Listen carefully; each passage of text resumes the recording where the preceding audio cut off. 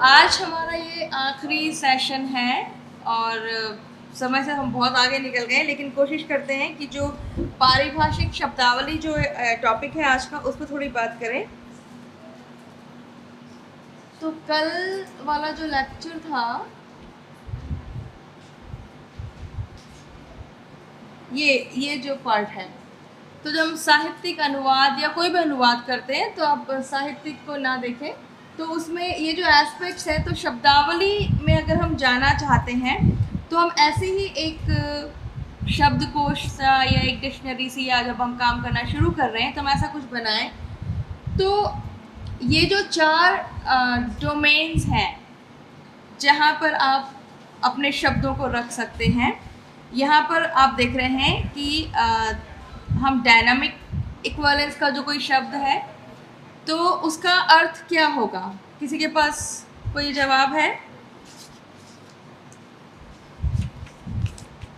Dynamic equivalence का अर्थ क्या होगा? ऐसे शब्द जिनका दूसरी भाषा में कोई शब्द उपलब्ध है, ठीक है। जैसे वॉल हम कहेंगे तो दीवार उसका आ जाएगा, ठीक है। तो इसी तरह से अगर हम अलग अलग डोमेन में जाते हैं जी, हाँ, that's fully replaceable words that you can find from one language to other, source to target, ठीक है। तो वो आपका डायनामिक हो जाएगा कि you have one here and one there and there is no discussion, there is no doubt about that. उसके बाद हमारा आता है फॉर्मल, जिसमें ये है, फॉर्मल का कोई बता सकता है परिभाषा क्या होगी, उदाहरण क्या होगा? औपचारिक है ना, तो जिसके हम आसपास का कोई शब्द बना के ले लें, जैसे आंगन है, छपरा है, ठीक है। तो एग्जैक्ट शब्द हमें ना मिले, लेकिन हम उसके आसपास का कोई शब्द ढूंढ करके वैसी एक छवि ले आए जिससे कि हाँ एक अर्थ हो जाए, है ना। जैसे छप्पर, या खपरेल, है ना। खपरेल क्या है, राइट। तो उस तरह की चीज़ें हम उसमें डाल सकते हैं। फिर हमारा आता है फैकल्टेटिव इक्विवेलेंस। तो इस वाले कैटेगरी में एक एग्जांपल यहाँ पर है छत। दूसरे, तो छत का एग्जांपल देख के आपको क्या लगता है फैकल्टेटिव की परिभाषा क्या हो सकती है? ऐसे शब्द जिसके लिए एक से ज़्यादा अर्थ दूसरी भाषा में है, ठीक है। हम यहाँ छत कहते हैं, अंग्रेजी में 2 शब्द हैं इसके लिए, करेक्ट। क्या है? रूफ एंड सीलिंग, है ना। दूसरा उदाहरण मैं कल दे रही थी, घड़ी। तो कभी कभी लोग बोल देते हैं I am wearing a clock, है ना, क्योंकि क्लॉक भी घड़ी है और वो भी घड़ी है ना, समय के लिए, ठीक है। तो हम घड़ी कह सकते हैं, ठीक है। सिमिलरली अगर हम टाइम लेंगे अंग्रेजी से, तो हिंदी उर्दू में हम करेंगे तो वक्त और समय हम दोनों ले सकते हैं जी।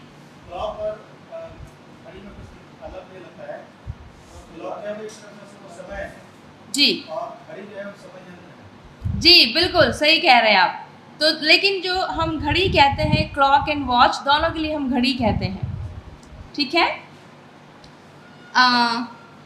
उसके बाद है नल इक्विवेलेंस, कि कोई उसका शब्द है ही नहीं, ठीक है। 2 बार मैं कह चुकी हूँ, फिर से कहती हूँ। जैसे शब्द है चटखारा, तो चटखारा को हम कैसे ट्रांसलेट करेंगे, है ना। या फिर जो हमारे साहित्यिक, जितना भी साहित्य हमारा है, गोदान से हम अगर उदाहरण लें, तो जो गोबर जो नाम है, अब गोबर को हमें गोबर रखना पड़ेगा, हम उसको बिल्कुल नहीं कर सकते। और उसके अलावा प्रॉपर नाउन्स, जी हाँ बिल्कुल, और जो प्रॉपर नाउन है उनका हम अनुवाद कभी नहीं करते। आप सोचिए कि वाइट हाउस को अगर हम कहें कि सफ़ेद घर, तो वो बिल्कुल नहीं आएगा। राष्ट्रपति भवन को हम राष्ट्रपति भवन कहते हैं देन प्रेसिडेंट्स हाउस, तो एक अलग आपकी फीलिंग होती है। और तो हम प्रॉपर नाउन को हमें अनुवाद नहीं करना चाहिए, ये मेरा मानना है। तो ये 4 अलग अलग तरीके हैं शब्दावली के, पारिभाषिक शब्दावली के। अब इन चारों में हम अलग अलग डोमेन्स में जा सकते हैं। तो परिभाषाएं आपको स्पष्ट हैं। पहला वाला है डायनामिक, कि उसका शब्द वहाँ पर बिल्कुल तैयार है। फॉर्मल, कि हम उसके आसपास का कोई शब्द ढूंढकर डाल देते हैं। उसके बाद फैकल्टेटिव, जो हमें एक से ज़्यादा शब्द हमें टारगेट लैंग्वेज में मिलते हैं। और नल, हमें कोई शब्द नहीं मिलता है, हमें उसको एज इट इज़ रखना ही रखना है। तो अब आप सोचिए कि अगर हम किचन में जा रहे हैं, रसोई घर में अगर हम जा रहे हैं, या खाने की दुनिया में हम जा रहे हैं, तो इन 4 कैटेगरीज में आप कुछ एग्जाम्पल्स डाल सकते हैं।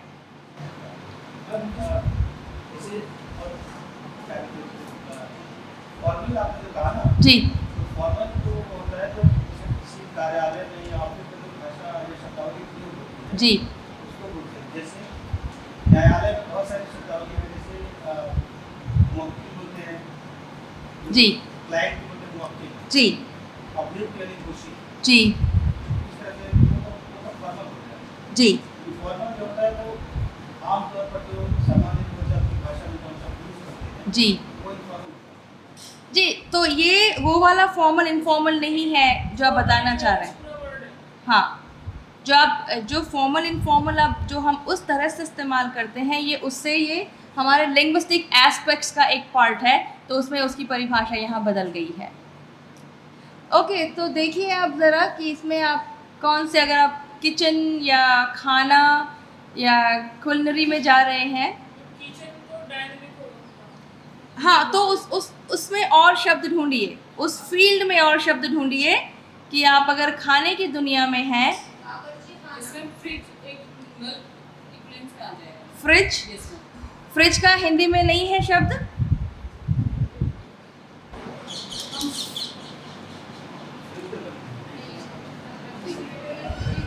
सारे मसाले में डायरेक्ट डालते हैं। उनका एक वर्जन है इंग्लिश में, जैसे धनिया का कोरिएंडर है, लौंग का क्लोव है, धनिया का कोरिएंडर है, और भी कुछ है धनिया का, सिलांट्रो है ना? जी। तो कोरिएंडर जब हम कहते हैं तो वो होगा हमारा कोरिएंडर पाउडर, सूखा वाला। सिलांट्रो जब हम कहेंगे तो हरा धनिया होगा। फ्रिज के लिए शब्द है प्रशीतक, इस्तेमाल नहीं होता है लेकिन शब्द है। तो जैसे जैसे समय बदल रहा है, हमारी शब्दावली बदल रही है, और बाकायदा बहुत सारे देशों में, हालांकि शायद सारे देशों में, एक कमेटी होती है जो भाषा पर काम करती है, और जो नए शब्द आ रहे हैं उनका हिंदी या अपनी भाषा में कोई ना कोई रूप लेके आती है। ये अलग बात है कि जो अंग्रेज़ी वाला रूप है, जैसे फ्रिज, बहुत इतना ज़्यादा कॉमन है कि सब लोग उसी का इस्तेमाल करते हैं। तो जी, मास्क के लिए बताया था कि मास्क के लिए हिंदी वर्जन ये हो सकता है, तो वो बहुत ही अटपटा होता है कि लोग नहीं बोल नहीं पाते। जैसे प्रशीतक और फ्रिज में फ्रिज बहुत इजी है। हाँ बिल्कुल, वो आप बिल्कुल सही कह रहे हैं। अगर वो किस कैटेगरी में आएगा? नहीं, तो कैटेगरी वाइज, क्योंकि परिभाषाएं जब होती हैं तो परिभाषाएं हमें बांधती हैं कि ये हमारी परिभाषा है, हम इस बंधन से बाहर नहीं जा सकते हैं। लेकिन कुछ चीज़ें ऐसी हैं, हमेशा जीवन में, चाहे वो आपकी पढ़ाई हो, आपकी ज़िंदगी हो, घर हो, कुछ भी हो, एक्सेप्शंस हमेशा होते हैं। कि हमारे घर में 4 कमरे हैं, 1 room is, we call it bedroom, 1 is dining room. लेकिन अगर मेहमान ज़्यादा होंगे तो dining room could be used as bedroom, and that's exception for that part. तो एक्सेप्शंस आपके हर जगह होंगे। एंड यहाँ भी वही बात है कि फ्रिज है, बिल्कुल है, हिंदी का शब्द भी है। तो जब आप अनुवाद कर रहे हैं तो बहुत अच्छी तरह से ये तय कर लें, सुनिश्चित कर लें कि इसका शब्द नहीं है, और अगर है तो हमें कौन सा इस्तेमाल करना है। ठीक है, तो अगर हम जाते हैं, let's go back to kitchen domain, या जो हमारा कुलिनरी डोमेन है, कि कौन से ऐसे शब्द आते हैं आपके दिमाग में जो डायनामिक है। वो तो बहुत आसान होना चाहिए, उदाहरण बताइए कुछ। आप लोग बताइए। Plate, glasses. प्लेट का क्या शब्द है?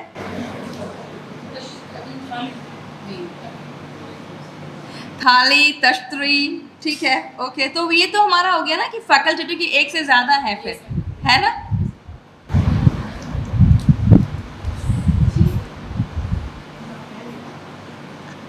सही हाँ, ग्लास को क्या कहेंगे बताइए? ग्लास के लिए कोई शब्द है? हमें ये भी सोचना है कि जब मैं पढ़ाती हूँ अमेरिका में, हिंदी पढ़ाती हूँ, तो यहाँ तो हम हिंदी सुन रहे हैं, खा रहे हैं, पी रहे हैं, जी रहे हैं। यहाँ तो हिंदी हमारे आसपास सब जगह है, लेकिन अमेरिका में ऐसा नहीं है, करेक्ट। तो कभी कभी लोग बोलते हैं कि सोफ़ा के लिए क्या शब्द है, या काउच के लिए क्या शब्द है, या फ्रिज के लिए क्या शब्द है। तो फ्रिज तो अभी हमने ढूंढ लिया है। तो मेरा सबसे आसान सा जवाब उन लोगों के लिए ये होता है कि जब आप हिंदी की बात करें तो थिंक अबाउट 5000 ईयर्स अगो, वहाँ पर काउच था, तो उन लोगों ने शब्द नहीं बनाया, अब हम आगे आके उसका शब्द बना रहे हैं, है ना।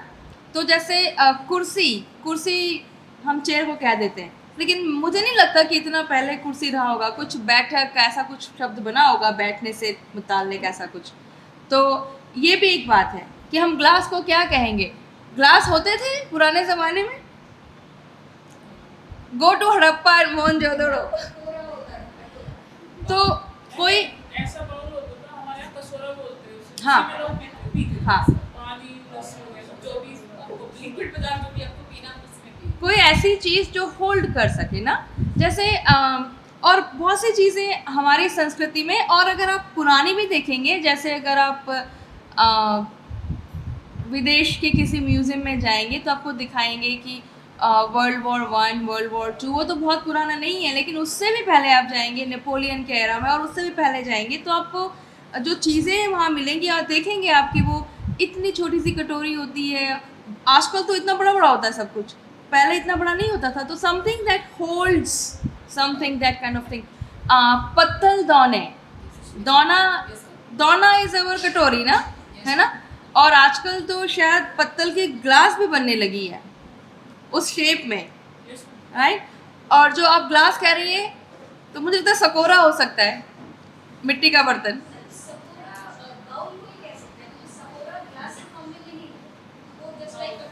लस्सी नहीं मिलती है,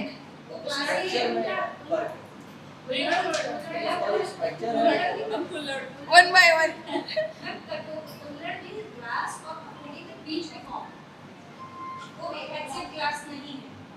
तो कुल्हड़ को हम कैसे कहेंगे? कुल्हड़ किस कैटेगरी में आएगा यहाँ?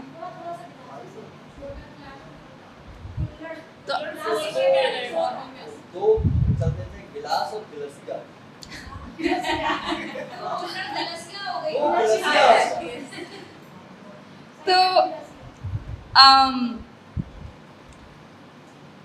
जब मैं फ़ारसी पढ़ रही थी तो कुछ बहुत सी चीज़ें ऐसी आई जो ये था कि हम सोचते हैं कि ये हिंदी की है या उर्दू की है, लेकिन वो फ़ारसी से है।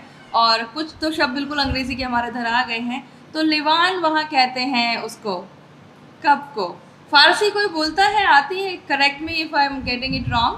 मुझे जहाँ तक याद है लिवान कहते हैं जो मग जैसा होता है, जिसमें लोग बियर जैसी चीज़ पीते हैं, लेकिन वो पानी भी पी सकते हैं उसमें, राइट। तो जो लोग थोड़ा देर से आए हैं, आप लोग यहाँ पहले थे, तो उन्हें बताइए कि इन चार जो हमने बांटा है 4 भागों में, कि उनका क्या अर्थ है, तो हम एग्जाम्पल्स ले पाएँ। और कौन बताएगा? What is dynamic? डायनेमिक जैसे किसी भाषा में उस शब्द के लिए पर्टिकुलर शब्द, जैसे दीवार के लिए बॉल। ठीक है, एवरीबॉडी क्लियर ऑन दैट? ठीक है। What is formal? Anybody? Formal का अर्थ होता है जैसे किसी भाषा के लिए पूरी तरह से दूसरी भाषा में एकदम रिप्लेस वर्ड ना होके उसका अर्थ बताने के लिए हम दूसरा शब्द मिलता है। आसपास का कोई शब्द है, वैसी चीज़ ढूंढ के वो शब्द डाल देते हैं। हाँ, हो सकता है। ठीक है, खपरेल के लिए हम शेड कह रहे हैं ना। फैकल्टेटिव में क्या कहेंगे हम? इसमें एक ही शब्द के अनेक अर्थ हो सकते हैं। पर्यायवाची। Very nice. और नल में उसके लिए कोई पर्टिकुलर कुछ नहीं, शब्द है ना। नहीं है। तो हमारे ये, क्योंकि आज हमारी वर्कशॉप इस तरह से कि हम थोड़ा काम करें, कल के अलावा आई थिंक मैंने हर वर्कशॉप में आपसे काम करवाया है। कल हम वीडियो में खो गए थे, रेखा जी के डांस में खो गए थे हम। तो जल्दी जल्दी से डायनामिक के कुछ एग्जांपल्स दीजिए फटाफट, क्विक लाइक दिस, इंग्लिश और हिंदी दोनों में, या जो भी भाषा आप कर रहे हैं रिसोर्स एंड टारगेट में। जल्दी जल्दी कौन बताएगा?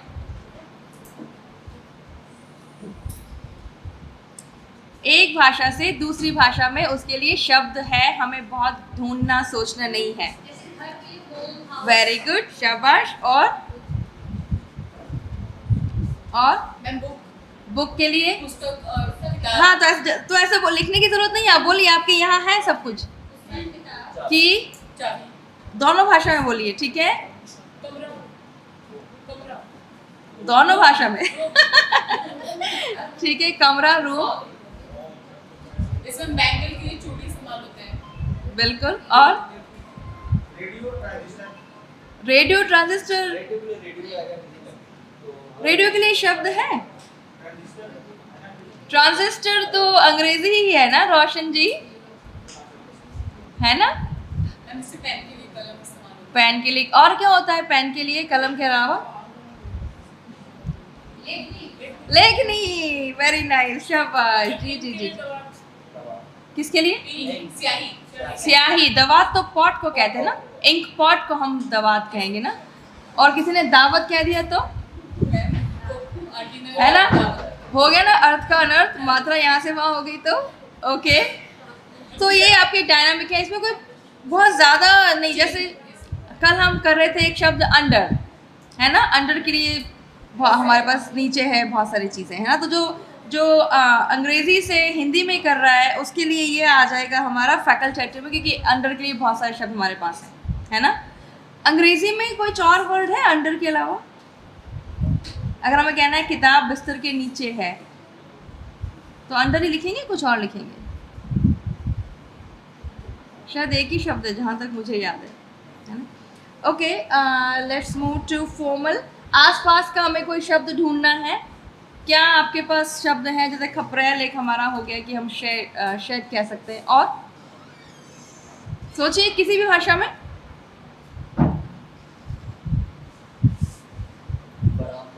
बरामदा को क्या कहेंगे? लोग उसको वैसे वरांडा उसका शब्द है डिक्शनरी में, तो वरांडा लोग कहते हैं। शायद मुझे लगता है कि वो वरांडा से बरामदा बन गया है ना, उधर से आ गया। एक और शब्द है लाउंज।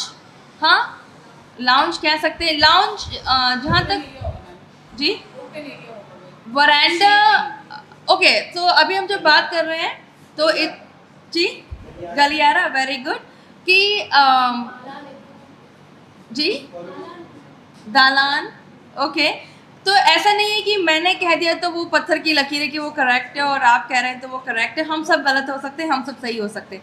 लाउंज का जहाँ तक मुझे आइडिया है, it's a 4 wall place, open area, common area, आप आके बैठ सकते हैं। दलान और बरामदा भी अलग-अलग चीज़ होती दालान विल बी नल, दालान को कोई वर्ड है ही नहीं। है।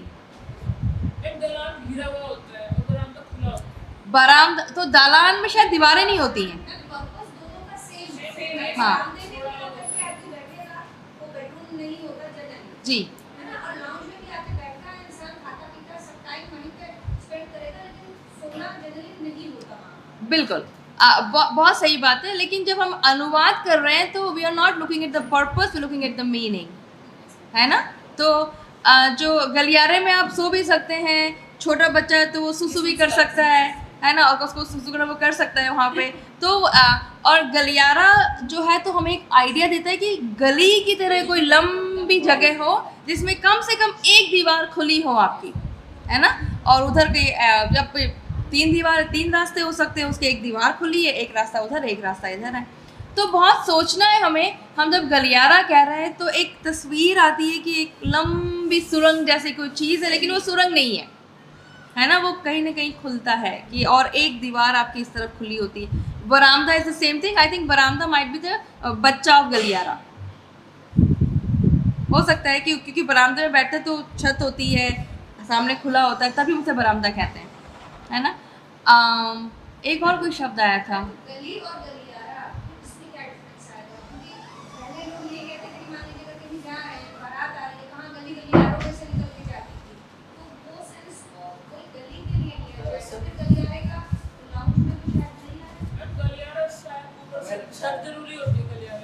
वही तो कह रही हूँ कि दो जगहों को जोड़ने का काम करता है, लेकिन गली सीधे जाके खत्म भी हो सकती है। और गली जो है वो स्ट्रीट है ना, तो उसमें घर हैं, दुकानें हैं। गलियारा में you don't have those things, is total different thing, part हो सकता है ना। गलियारा घर का पार्ट है, गली शहर का पार्ट है ना। तो आपने बिल्कुल सही कहा कि गलियारा ये है। तो वही मैं कह रही हूँ कि बरामदा को हम देख सकते हैं कि गलियारे का बच्चा है छोटा सा, कि वो उस कमरे में खुलता है, या दरवाज़ा कमरे का दरवाज़ा आपके बरामदे में खुल रहा है, वरांडे में खुल रहा है। ओके, सो फॉर्मल में कुछ आया है शब्द ऐसा जो आसपास का शब्द आप ढूंढ सकते हैं। हम किचन डोमेन की बात कर रहे हैं, तो किचन सोचिए खाने पीने की चीज़ों के बारे में। और भी कोई शब्द है? दही संस्कृत का है। योगर्ट भी बोलते हैं। योगर्ट भी बोलते हैं ना। तो कर्ड और योगर्ट में फ़र्क है कुछ? ठीक है। जब दूध फट जाता है तो अंग्रेजी में क्या कहते हैं? द मिल्क कर्डल, है ना। तो वो दूध दही हो गया है ना। अगर आप कहेंगे आपके मुंह में दही जमा है तो क्या कहेंगे?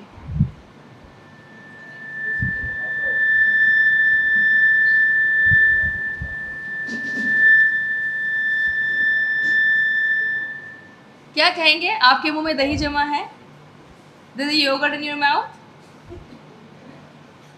तो यहाँ पर जब हम लोकोक्तियों का, मुहावरों का, मेटाफोरिकल इस्तेमाल अगर कहीं हो रहा है भाषा का, तो अब हम पर्पस को देख के फिर उसका अनुवाद वैसे करते हैं, है ना। तो यहाँ पे हम कर सकते हैं कि इसका पर्पस है कि जिसके मुंह में दही जमा है वो क्या नहीं कर पा रहा है, बोल नहीं पा रहा। आप चाहते हैं कि वो बोले पर वो बोल नहीं पा रहा है ना, तो यू आर मम, है ना, हम ऐसे कह सकते हैं। ओके, सो दही एक शब्द है जिसको हम यहाँ दही कहते हैं, सॉरी यहाँ हम योगर्ट कह सकते हैं, या हम कर्ड उसे ज़्यादातर हम कर्ड कहते हैं। अमेरिका में उसको ज़्यादातर योगर्ट कहते हैं, और योगर्ट ही ज़्यादा इस्तेमाल होता है, कर्ड वहाँ कोई नहीं बोलता है। जैसे दाल दाल का पालक होता है। फिर से बोलिए रोशन। दाल दाल, दाल क्या है? पल्स होते हैं। पल्स, है ना। दाल के लिए और कोई शब्द है? पल्सेस ही कहते हैं, और सारी दाल पल्स में आ जाएगी आपकी। नब्स, हाँ। तो वो फिर दूसरे वो हम जब दाल से पल्स नहीं, हम पल्स से कर रहे हैं, तो वो कह देंगे मेरी दाल चल रही है ना। मेरी दाल चल रही है मेरी।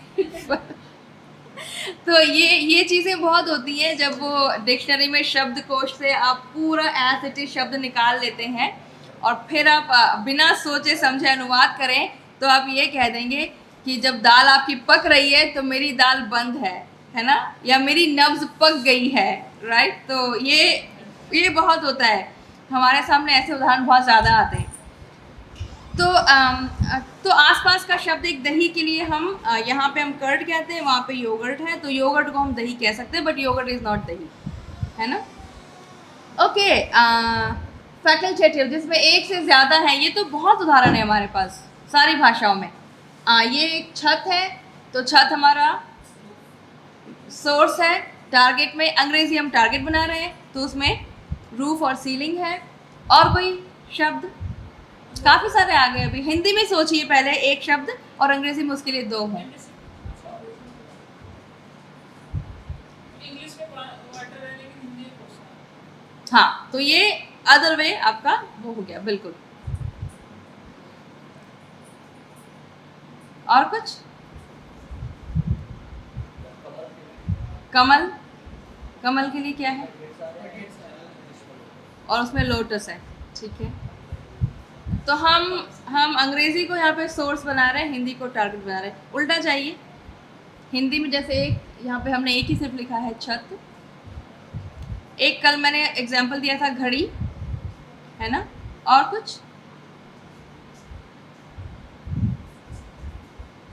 चश्मा, चश्मा क्या है? जब आंखों में पहनते धूप का चश्मा, उसके लिए क्या शब्द हो सकते हैं? गॉगल्स, सनग्लासेस, शेड्स भी कहते हैं आजकल। तो वो हमारे पास हम उसको एक ही कहते हैं। इनफैक्ट हम चश्मा सबको चश्मा कहते हैं, चाहे वो सनग्लासेस हो चाहे वो नज़र का चश्मा हो, है ना। स्पेक्स बोलते हैं। हाँ, तो वही है कि चश्मा हमारे लिए चश्मा है सारा, चाहे वो नज़र का हो चाहे वो धूप का हो। अंग्रेजी में वो अलग अलग होते हैं, अंग्रेजी में उसे रीडिंग ग्लासेस भी कहते हैं, ठीक है, जो चश्मा जो पढ़ते हैं ना, या फिर ग्लासेस। अगर आप ग्लासेस कहेंगे तो आपका ध्यान वहीं जाएगा कि आप इस चश्मे की बात कर रहे हैं, नहीं इस चश्मे की बात कर रहे हैं, क्योंकि ज़्यादातर लोग वही है। और शायद ये भी हो सकता है कि आपके आसपास के लोग जो हैं उससे आपकी शब्दावली बदल जाती है। जैसे कि अगर ग्लासेस हैं तो अगर मैं कहूँगी वेयर आर माई ग्लासेस तो मेरे बच्चे मेरे सन ग्लासेस को ढूंढेंगे, लेकिन अगर मेरे हस्बैंड कहेंगे तो वो उनके लिए वो, तो शायद एक ये हो सकता है। विजन के लिए अगर कह रहे हैं वो स्पेक्स दे दो, और थोड़ा सा इस चीज पे सनग्लासेस है। अब इस चीज का भी थोड़ा फर्क पड़ता है कि अगर नॉलेज ज्यादा है बंदे को तो वो ज्यादा पर्टिकुलर हो जाता है, लेकिन अगर आप बिना पढ़े लिखे मतलब नॉर्मल इंसान से बात करेंगे तो सबको एक जैसे सबको एक चश्मा है। जैसे आप क्लॉथ की बात करोगे तो मुझे लगता है जितने भी लोग 90% वो क्लॉथ की बात करेंगे। रिस्ट वॉच कहेंगे तब वो रिस्ट वॉच पहनेंगे। हाँ। और गांव में अगर कहेंगे क्लास तो क्लासेस कहेंगे तो पानी बिल्कुल, बहुत सही आपने कहा है, और आपका अंदाज़ा, आपका अनुमान जिस दिशा में आप जा रहे हैं बहुत सही है कि जितनी आपकी नॉलेज होगी उस हिसाब से। तो वही बात मैं कल परसों कह रही थी कि आप जब अनुवाद कर रहे हैं तो आपके दिमाग में एक पर्टिकुलर ऑडियंस है कि ये चीज़ मैं इस लेवल के लिए कर रहा हूँ या कर रही हूँ, तो उस इंसान को उस लेवल की भाषा की समझ होगी, वो उस स्तर तक पहुँचेगा तो वो समझ जाएगा। चश्मा फारसी में फॉल है, वाटरफॉल, सुना है कभी आपने? कश्मीर में स्पेशली वहाँ चश्म कहते हैं ना। हाँ, चश्म आँखों को भी कहते हैं, है ना, उर्दू है ना, चश्मे, राइट, एग्जैक्टली। तो अब सोचिए कि हम चश्मा ऐसे बोल देते हैं, राइट, और कितने सारे उसके शब्द हैं। तो जब आप भाषा से भाषा में जा रहे हैं तो उसका शब्द का अर्थ बिल्कुल बदल भी जाता है। एक शब्द मैं बहुत सुनती थी, अनर्गल, सुना है आपने कभी अनर्गल? मुझे लगा कि अनर्गल अंग्रेजी का शब्द है, लेकिन जो B.R. चोपड़ा साहब है उनकी रामायण में अनर्गल शब्द का इस्तेमाल हुआ है।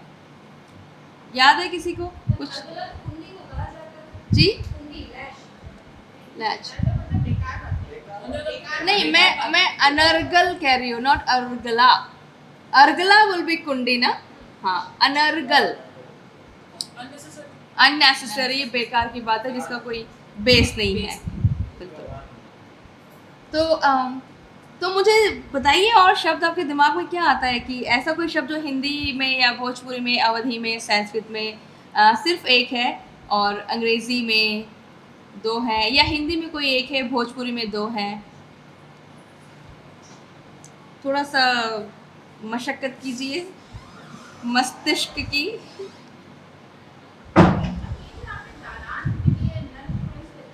जी,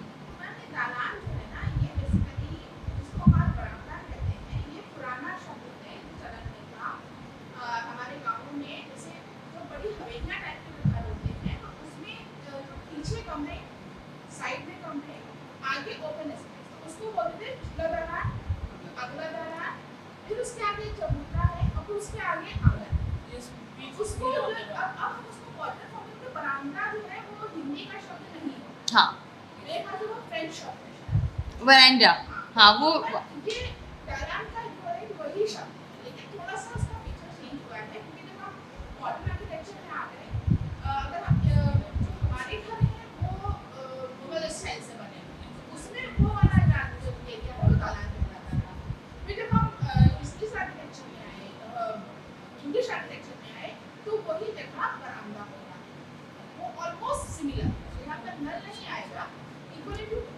बिल्कुल हो सकता है। अब जो मैंने लिख दिया, it's not the hard and fast की है। दालान से जो वही हम 2 दिन पहले बात हो रही थी, कुछ चीज़ें ऐसी हैं जो एक जगह सही है दूसरी जगह नहीं है।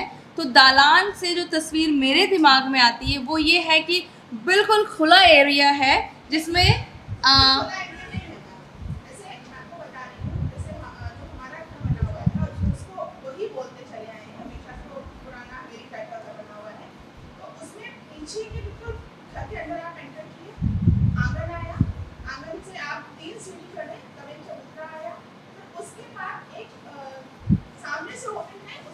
शेप के दरवाजे हैं 5, वो पूरा ओपन एरिया, मतलब छत बनी हुई है लेकिन सामने से ओपन है।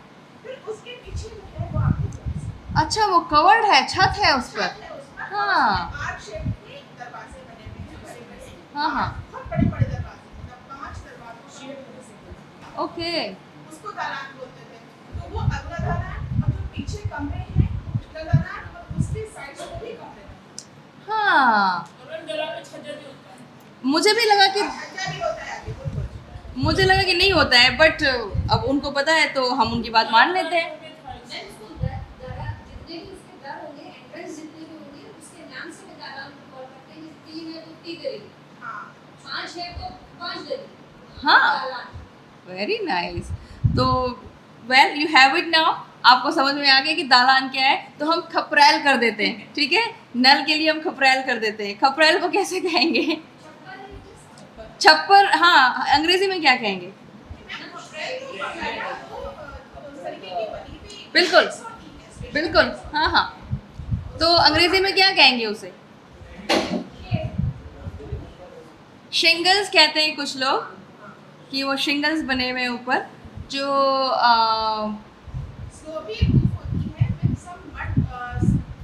हाँ, शिंगल्स ही कहते हैं उन्हें अंग्रेजी में, जो मिट्टी से बना होता है वो, है ना। हाँ, बिल्कुल, बिल्कुल। हमारे राजस्थान में केलू कहते हैं उसे, जो मिट्टी का जो बना होता है वो टेढ़ा मेढ़ा। अब उसकी शेप्स कुछ अलग हो गई हैं, कुछ राउंड पाइप जैसा हो गया है, कुछ वैसा हो गया, उसको शिंगल्स कहते हैं।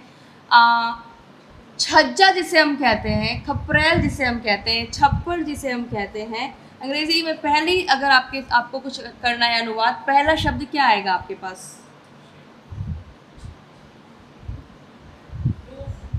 रूफ।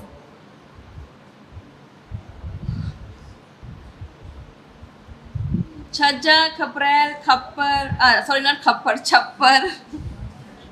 सॉरी नॉट खप्पर। खप्पर भी एक शब्द है, उसका तो शायद कुछ है नहीं। क्या है खप्पर? मटका कंप्लीट है। हाँ। अगर वो टूट गया, उसका जो पार्ट होता है उसको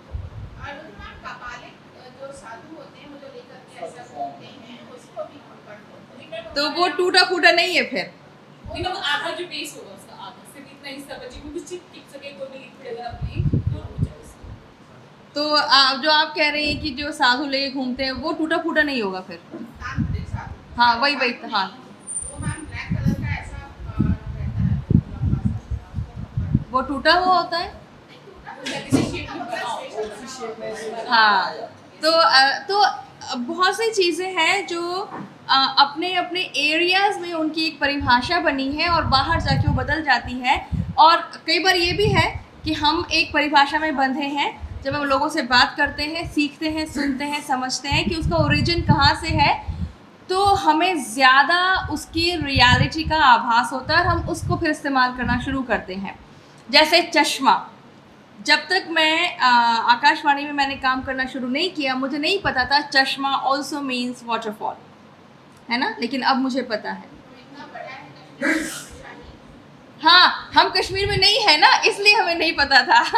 क्योंकि जैसे लोग मछली खाते हैं, है ना। अब राजस्थान में तो पानी नहीं है तो मछली इतना नहीं है हमारे उधर, लेकिन बंगाल में आप जाएंगे तो वहाँ बहुत है। तो वो उस एरिया में आप जो है, और आपके घर में जो संस्कृति है, जो कल्चर है, उस तरह की चीज़ें हैं। जैसे लिबास। तो लिबास अगर आप मुस्लिम फैमिली में है तो शायद बहुत आम शब्द है, हमारे यहाँ नहीं है। हम कपड़े ही बोलते हैं उसको। हम कहते हैं लुगड़ी।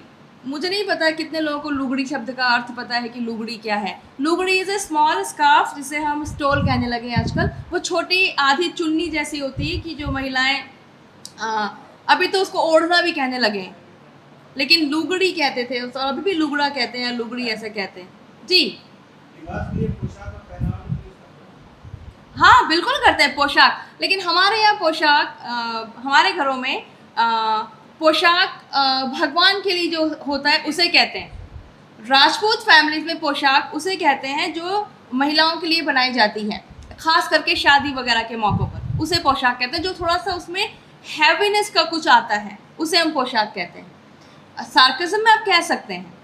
तो ये अलग अलग चीज़ें हैं कि आप जिस एरिया में रह रहे हैं वहाँ पर उन चीज़ों के मायने क्या हैं। या वो चीज़ें कहाँ इस्तेमाल होती हैं, किस तरह से उनका इस्तेमाल किया जा रहा है। तश्तरी तो हमारे यहाँ कभी इतना इस्तेमाल नहीं होता हमारे घरों में, मैंने नहीं सुना है, लेकिन हम कहते हैं उड़न तश्तरी। तो व्हाट इज़ उड़न तश्तरी? भाषा का प्रभाव है कल्चर से चला आता है, जैसे वेस्टर्न कल्चर है तो हम लोग की भाषा का प्रयोग उनसे बिल्कुल नहीं है। बिल्कुल चेंज होता है, बिल्कुल कल्चर आएगा, वेस्टर्न कल्चर है, कल्चर है, तो हमारी जो भाषा की तकनीक है अब जो चेंज हो रही है वो ज़्यादातर कल्चर से चेंज। बिल्कुल कल्चर से और वैश्वीकरण से, ग्लोबलाइजेशन से। जैसे सेल्फी शब्द नहीं था कोई 20 साल पहले के, अभी तो सेल्फी सबको पता है ना? लेना ही लेना है, उसके बिना तो कोई चीज़ आपकी पूरी हो ही नहीं सकती, है ना? फिर जैसे कल बात करते क्वारंटाइन, एक शब्द है जो सबको आता है, आप सब जानते हैं उसे। सोशल डिस्टेंसिंग सब कह देंगे, सामाजिक दूरी बहुत कम लोग कहेंगे, है ना? क्योंकि सोशल डिस्टेंसिंग को लोग लॉकडाउन, बिल्कुल लॉकडाउन, तालाबंदी कोई यूज नहीं करता। हाँ, लेकिन तालाबंदी इज नॉट द लॉकडाउन। हम लेकिन हिंदी में वही प्रचलित हुआ है। हुआ है? Yes, ma'am. तालाबंदी ही प्रचलित हुआ है। लेकिन इस तालाबंदी, आपको लगता है कि तालाबंदी और lockdown is the same thing? आप तो अलीगढ़ में, आपको तो बिल्कुल इससे नहीं मुत्तफिक होना चाहिए कि अलीगढ़ में ताले इतने बनते हैं, तालाबंदी है ना जी। सिमिलरिटी है क्योंकि लॉकडाउन में तो लॉक से ही चलने में तो प्रतीकात्मक है इंग्लिश में, हिंदी में तालाबंदी प्रतीकात्मक। तो वो हमने वही किया है, जैसे कल कह रहे थे ना वो कि free treatment for your eyes, तो हमने उसको वैसे ही बस वैसा का वैसा ट्रांसलेट कर दिया है। लॉकडाउन को हमने, लेकिन हमने वैसा नहीं किया है, हमने ताला नीचे नहीं किया है। लॉकडाउन का मतलब ताला नीचे होगा अगर हम वर्ड टू वर्ड करते हैं लेकिन हमने तालाबंदी किया है। पर अब मैं सोचूं तो मुझे लगता है कि तालाबंदी is not exactly the way you would think lockdown is, है ना? तो अब सोचिएगा कि हम क्या बेहतर कर सकते हैं। सिमिलरली नाकाबंदी एक होता है। व्हाट इज नाकाबंदी अंग्रेजी में? बैरिकेड जो लगाते हैं। जी, बॉर्डर पे। तो अंग्रेजी में क्या कहेंगे हम नाकाबंदी को? Barricading, barricading, ING।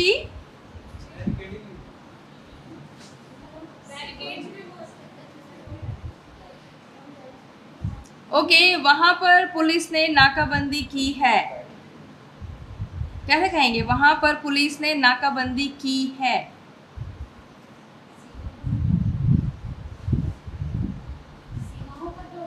जहाँ भी होती है, अलीगढ़ में बारिश से सड़कें टूट गई हैं तो वहाँ पुलिस ने नाकाबंदी कर दी है। Police has barricades in sensitive area.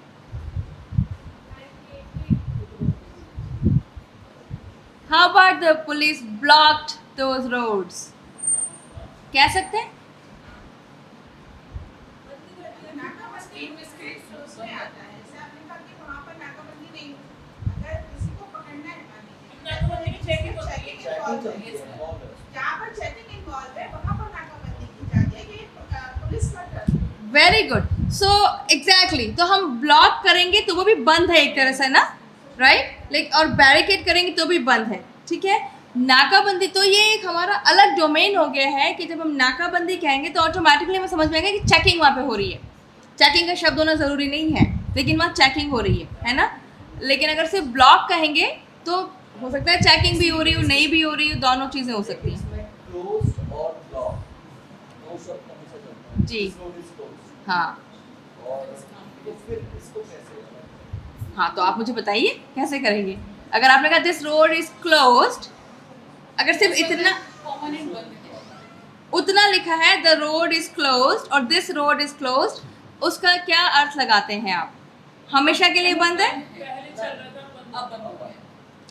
सब लोग अग्री करते हैं हमेशा के लिए बंद है। नहीं मैम, ऐसे नहीं, इसमें एक्सेप्शन ये है कि हमेशा के लिए बंद है। कुछ भी उसके पीछे रीजन हो सकता है कि अभी कोई कंस्ट्रक्शन वर्क है या कुछ भी हो सकता है। हो सकता है।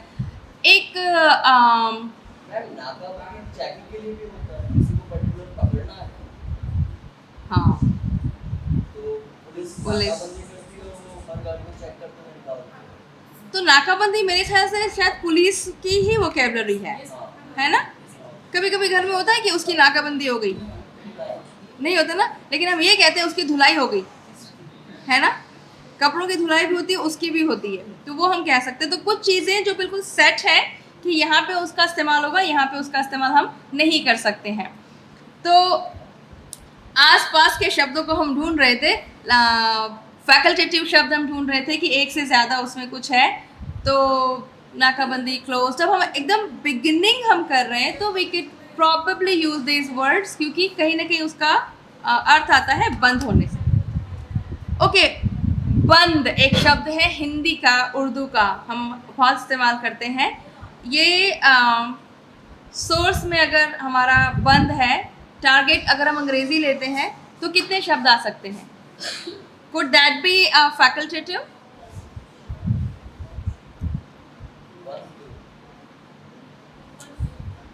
फैकल्टेटिव है कि आपका टारगेट में एक से ज़्यादा उसके मीनिंग्स या शब्द आपको मिलेंगे। तो अगर हम बंद कहते हैं,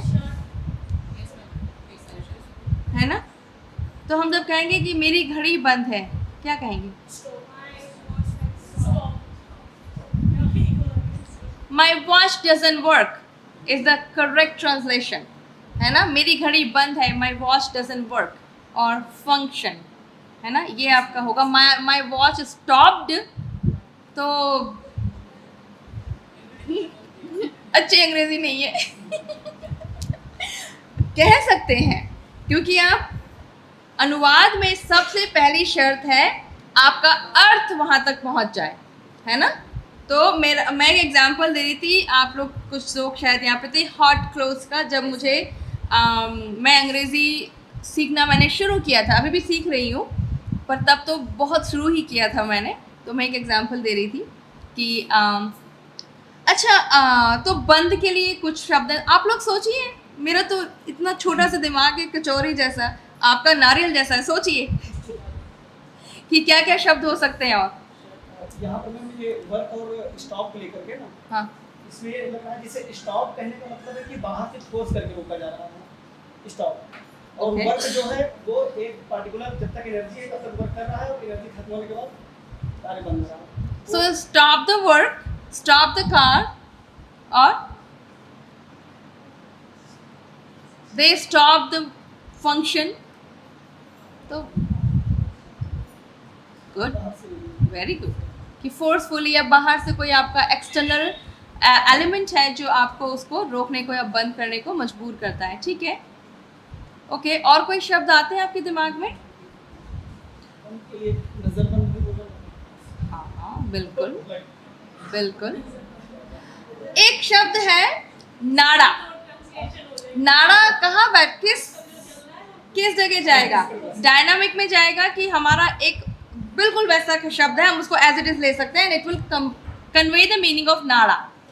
ऐसा कोई शब्द है अंग्रेजी में? स्ट्रिंग बोलते हैं, ओके। स्लोगन, नारा। दूसरा स्लोगन वो नारा,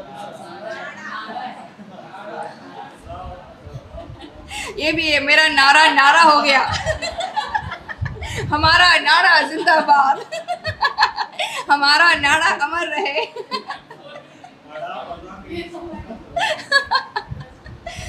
तो नाड़ा के लिए कोई शब्द है जो हम डायनामिक में क्या हम डाल सकते हैं? सोचिए आप कि डायनामिक है, डायनामिक का मतलब है कि आपके लिए एग्जैक्ट शब्द दूसरी भाषा में अवेलेबल है। फैकल्टेटिव है कि एक से ज़्यादा शब्द आपके अंग्रेजी में अवेलेबल हैं। फॉर्मल है कि हम आसपास का कोई शब्द ढूंढ लेते हैं। एंड नल है कि उसका इक्विवेलेंट है ही नहीं अंग्रेजी में।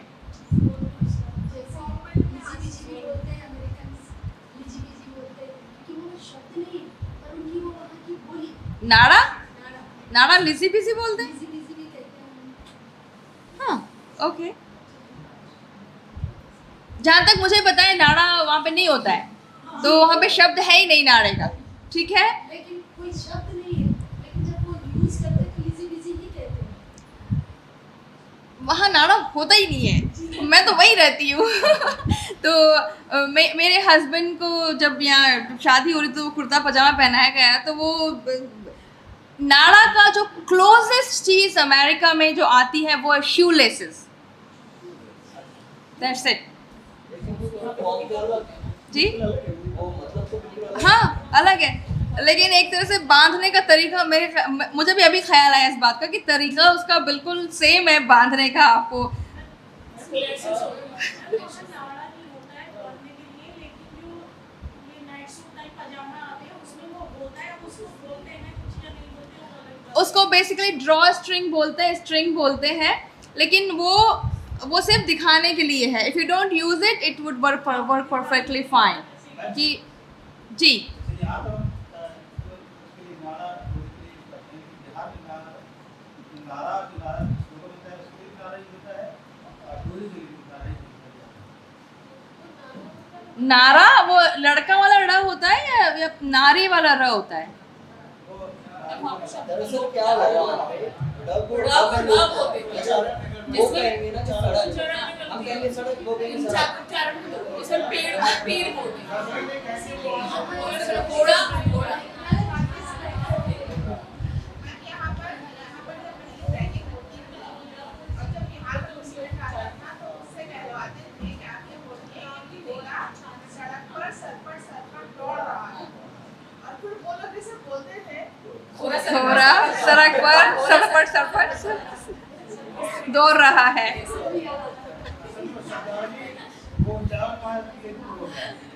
जी जी हाँ, तो मेरी मम्मी श नहीं बोल पाती थी, तो वो हमारे स्वेटर बनाती थी हमेशा। तो वो बटन लेने गई तो बोला कि 100 बटन दे दीजिए, तो वो गिनने लगा 1 2 3 4, क्योंकि वो शो बटन जो लगाते हैं स्वेटर पे वो मांग रही थी। लेकिन वो क्योंकि वो नहीं बोल पाई, तो वो एक कॉन्टेक्स्ट कि आपको समझना है कि जो वक्ता कुछ कह रहा है श्रोता उसको समझ में कैसे आ रहा है। जब मेरी मम्मी अमेरिका आई तो चूड़ियाँ बहुत पहनते हैं हम लोग, तो वो नहीं खुल रही थी। तो खोलना के लिए क्या शब्द है? कैसे कहेंगे मेरी चूड़ी नहीं, मैं चूड़ी नहीं खोल सकती? I can't take off my bangles. तो खोलना is not open any more. चूड़ी तो उतारी जाती है। हमारे वहाँ चूड़ी खोलना बोलते हैं राजस्थान में, सोचिए। चूड़ी निकाला कोई नहीं कहता है, निकालो कभी नहीं सुनेंगे आप। राजस्थान में जाएंगे तो चूड़ी खोलना ही कहेंगे, सारी चूड़ियाँ खोल दी। जब जब जब वो जिसके पति मर जाते हैं और वो होता है तो चूड़ियाँ खोलिए, तो वो ना या तोड़ना, तो तोड़ना है।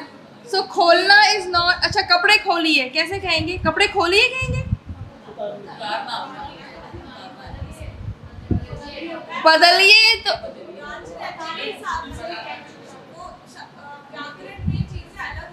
आप डॉक्टर के पास जाते हैं और डॉक्टर कहता है कि आपकी टाई खोलिए, आपका गला चेक करना है, तो खोलना कहेंगे उतारना कहेंगे?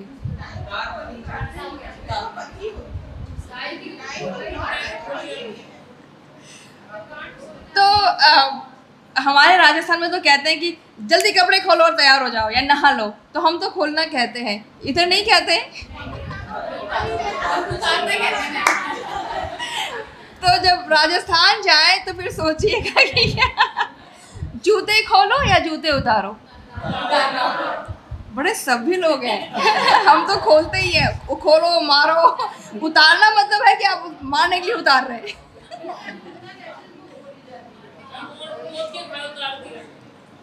तो एक है कि खोलना को हम जो मैं सुन रही हूँ यहाँ पर बहुत ज़्यादा बंद करना से जोड़ा जा रहा है कि जो वही खोलेगी जो बंद है।